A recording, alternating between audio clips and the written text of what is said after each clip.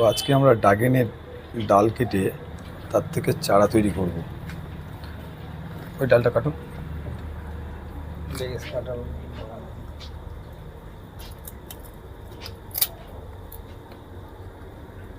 আর এর pulling video কি বলে এটাকে,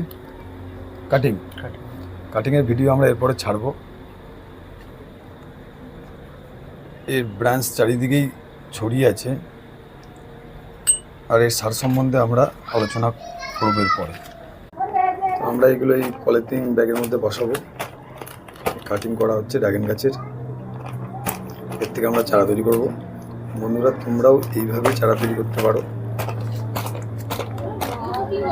আমার দিচ্ছি না, আর একটু মাটি দিয়ে দে, তাহলে ভালো হবে।